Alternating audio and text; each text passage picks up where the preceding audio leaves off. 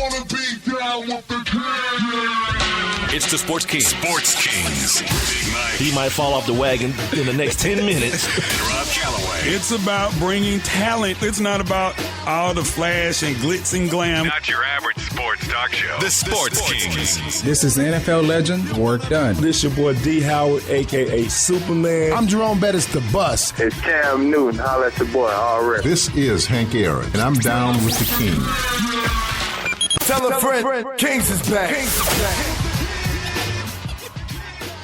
Back with hour number 2 of the Sports Kings podcast, brought to you via Spreaker.com. Don't forget to email or tweet us, Facebook us, Instagram us. All those good things at Sports Kings Live is the handle, the email for anyone who'd like to sponsor the show or anyone who'd like to make any comments about the comments that we make, the opinions that we give during the podcast. Feel free. Email us, sportskingslive@gmail.com. I want to clear something up from last hour real quick. I'll make sure I clear something up. The reason I was referring to my General Tso's chicken as barking and things of that nature is because Rob tweeted this story about some dogs being rescued from a Chinese restaurant. Is that correct? Am I on point with that, Rob? Yeah, they were rescued from an Oriental restaurant, actually in Asia, over I think China or Japan or somewhere, and then the dogs were up for adoption in California. Oh, that means it was authentic too then, if it was over there. Yeah. Oh, I bet that was delicious. Anyway. Anyway. Oh, yeah, because it's authentic. See? You get it from the source. Anyway, so the joke was that Rob said he didn't order General Tso's chicken anymore. He just get the wings and he get all of them like flat, so they have 2 joints. Oh, I know. And just so happened last night, the old lady, she went down to the Chinese spot we go to and brought home some General Tso's chicken. I was like, get in here, Fido, Sparky, get in my belly. Yeah, go ahead and call your PETA people. This ain't pedestrian radio anymore, so there's no one to tell. There's no one to tell on us. Right. It's just us. Nah, boo-boo. Stick your head in doo-doo. Yeah. Please believe it's Friday. Thursday, Friday is what we call this. Friday. All in one. Yeah. And you know what? We really, look, man, we doing well because these past few weeks. Yeah, comparatively, you're right. Yeah, you're right. Oh, my God. It has just been pure debauchery. Yeah, derailed from minute one. Yeah, the straight derailment. Minute 1 of the show. Yeah, fart jokes, booby jokes, you name it. Butt implant. Yeah. I mean, that's what, you know. He's right. So the dog thing is kind of tame, actually. Yeah. One other thing I wanted to make sure I got to you guys just to put a not necessarily a bow on this, but kind of give you guys the latest developments of the Religious Freedom Restoration Act. Actually, now they are going to, for lack of a better word, they're going to change the verbiage to the law. On Thursday morning, the morning of this podcast, Indiana lawmakers responded to a widespread backlash by announcing an amendment to the bill that specifically prohibits discrimination based on sexual orientation. That's kind of one of those things. Like, do you really have to do that? Like, I remember having a conversation with a former friend of mine now, and this is the reason why he's a former friend of mine. He was having issues with his woman, and like issues like physical type issues with his woman, and then then he went to this hack of a counselor. Like, he found this counselor in the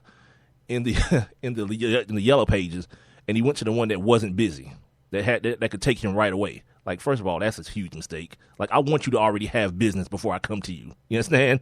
Like, It's okay for you to be busy in that field. Like, if I'm going to the drive-thru at McDonald's, no, I want my food now. But for someone who's going to have my mental state of mind in their hands, and my emotional state of mind, and my relationship, nah, I'll wait another 2 weeks till you got an opening. You know what I mean? So anyway, that happened, and I was like, do you really need someone to tell you not to put your hands on your woman? Like, is that really a thing? It's like, it's kind of like, just don't do that. You understand? Yeah, well, that's something you got to do for her. That's something you got to do No, for her. no. This is him. He did this. Like, it wasn't her that wanted to go. He did it, and it pulled her in. I was like, yeah, I'm good. So this same thing I feel about this bill. They're putting actual language in it to tell you not to discriminate against people because of their sexual orientation. Huh? Well, that means you don't need the bill then. I said that from day one. You don't need the bill then. Why have it in the first place? If you got to tell people, don't discriminate against people. Didn't we go through that already in the 60s, 50s, and 60s or whatever? Didn't we go through that with Jim Crow and all that? Like, right. It's just something that's understood now. You just don't do that. You don't tell people you can't sit at this counter, or you have to use the whites-only bathroom, or the gays-only bathroom, or whatever. You can't do it. But apparently in Indiana, all the lawmakers have jumped into the hot tub time machine that they have in the back of the DeLorean. And I just want to know if it's any blacks that are a part of this, man. Ooh. If there are any African Americans that are a part of this, like, they should be a damn shame of themselves. It's like Clarence Thomas, Condoleezza Rice. They're all in it. Basically, what you're doing is you're creating a situation where, you know, a group of people are about to be discriminated against, and it's just not a race. It's a group of people, right? Not black people, white. It is everybody. Yeah, because So if you're a black politician and you basically voted to take America or your state back 60 years, you need to be ashamed of yourself. You need to look yourself in the mirror and slap yourself. Oh, like, yeah. Really? Yeah, open hand, like, hardly. Yeah. I mean, smush yourself. Like this is not, you know, the whole movement that you know, people like Martin Luther King led in the 50s and the 60s was not so that once we felt like we overcame that we could start discriminating against another group of people. Yeah, the words he used in the speech was all people, all men, black men, white men, and gay men. Black men, white men, Jew men. That's right. Everybody. Unbelievable. Oh, yeah. Speaking of... I ain't going to Indiana. They can kiss my butt. I ain't going to Indiana. You can say ass, Rob. We're not at CBS anymore. You can say ass. Watch this. Ass. Kiss my ass. Yeah, I ain't going back. I ain't going up there, man. That's what people don't understand. See how much more impactful that statement was when you changed butt. Yeah, you get your point across, right? You get your point across. Yeah. Look, it's just what it is. When you tell somebody to shut up, that's one thing. But if you tell somebody to shut the F up, you really mean it. You understand? You really mean it. Shut up now. I mean, it's just, I was explaining to my sister last night, about this whole bill, because she came over, probably about 9 something last night. And it was on. They were talking about it on TV, and she was like, "What is that? The religious freedom? What is that?" So I thought, that's Jim Crow 2015. And she was like, "What you mean?" And then when I told her what was going on in the street, and the words that came out of her mouth, the exact words were, "What year is it again?" Right. Like, exactly. Exactly. You know what I love? I love how the Sports Kings just rename all laws because we can. like the Todd Gurley thing is the snitch killer, and the Religious Freedom Act is Jim Crow 2015. Yeah. Henceforth from here on out, those two bills will be renamed on this show and no longer be called by their names, because that's what we do. That's awesome. Anyway, I just wanted to make sure that I got the people caught up, one, on the whole eating dog thing, and two, on where we are today, a week later, as a matter of fact, because this was last Thursday that it was signed. Cats have always been my favorite, but I'll let you know. Well, same here. And ladies, you know what I'm talking about. Yeah. Marinated cat. Oh, yeah. Anyway, back on the rails with you, show. Get back on the rails.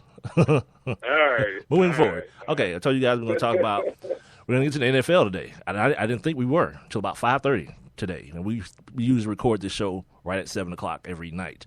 So right about 5:30, I was thinking to myself, wow, NFL just kind of, they punted on today. I mean, some little things came out. The little things that came out were like the not training camp. what's it called? Minicamp schedules came out today. If you care about that kind of stuff, I'm not going to run down what your team's dates are. Go to ProFootballTalk.com. There's a list of all the teams and when they start training or mini camps and all that stuff. Have fun. Other thing that happened, Aaron Hernandez, the prosecution arrest. Yesterday, Bob Kraft got up there and did his old Bob Crafty thing and basically just said, "Yep, the kid lied to me too." Said he had nothing to do with it. Yeah, he said he had nothing to do with it. Said he was at a club during the shooting, and yeah everyone knows now that he wasn't. And the trainer said he lied to the head of security. Yep. And he lied to him, too. But, yeah, he lied to everybody. Here's the point I made yesterday. This is a dude that's going to have to face 3 murder beefs and a dude suing him for shooting him in the face. You really think lying is beneath him? You know what I mean? It's like, what are we talking about here? Right. He swore on his baby. So? So? This dude murdered 3 dudes. Like, who cares now? Like his moral compass has already been defined as I don't give a F. You know what I mean? Whatever it takes. So there's that. Just like I say, very quickly here, Michelle Steele of ESPN, she talks about the testimony of Dr. William Zane. He's a state pathologist. He's the final witness for the prosecution. I think they brought like 130 witnesses to the stand, dude. Like everybody who could say anything bad, hopefully, about Aaron Hernandez, it happened. The day before, the dude he shot in the eye, he testified. His old lady testified, who she held him down because she couldn't remember. She got straight court amnesia on everything. The box, yeah. I put it somewhere, but where'd you put it? I don't know.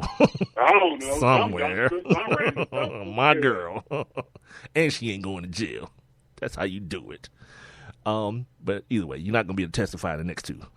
So your man's getting the L anyway. He's taking life anyway, somewhere. Yeah, so Michelle Lloyd talked about the testimony of Dr. William Zane. He says Lloyd had 6 gunshot wounds, 2 to the chest and 1 each to the right abdomen, if I can say it in English, collarbone, upper right, back and forearm. He also testified that any one of the gunshots that entered Lloyd's body, Odin Lloyd, would have been sufficient to cause death, though he also noted that Lloyd did not die immediately. So, the kid kind of suffered, and it sounds like he bled out. It's unfortunate. That's terrible, man. Yeah, it's unfortunate, man. When you live in this life that most people would literally die to have, talking about Aaron Hernandez. I thought you were talking about it's unfortunate for Odin Lloyd. No, I'm just saying that people would literally die to have. Like, people would love to have exchange places with him and been a tight end for the New England Patriots. You know what I'm saying? Living this life. Nice little contract. What do you sound like, a $45 million deal? Yeah, that was like the last deal. Yeah. Yeah. Like, people would love to have that. Like, there's some guys that would love to be in the league, that can't make it into the league, that would love to have traded places with him. And, you're in a great situation, but you want to be a street dude. You know what I'm saying? Like, you want to be a killer. You know what I'm saying? Like, dude, dude, you're a football player. Ironically, Odin Lloyd was one of those guys that you're talking about, that you're describing. Odin Lloyd was that guy, semi-pro guy. A semi-pro guy. Yeah, trying to get himself noticed and get into the league and all that kind of stuff. So, probably thought that being around Aaron Hernandez was going to help him get in the league. Well, he was wrong. I mean, and it's just like, this situation is just unbelievable. Like, the Odin Lloyd thing is unbelievable in itself. But the fact that this dude has other pending murder charges, dude. That dude is a serial killer. By definition, he's a damn serial killer, dude. Yeah, like, who is Aaron Hernandez? Who is he? Dude, get on your own demand and go to CNN. There's actually a show, a documentary. Who is Aaron Hernandez? Yeah, they go through the whole thing. Really? His childhood, the whole thing, about his dad dying, the whole situation, dude, the killings in Florida and the shootings in Florida. Yeah, the whole 9. Yeah, get on your own demand. It's probably on there on CNN. Yeah, CNN's been doing some work here lately, man. They put together some good stuff. They put together some kind of corny things as well. But like some of the documentaries they put together, CNN's been trying to do a little bit of work, man.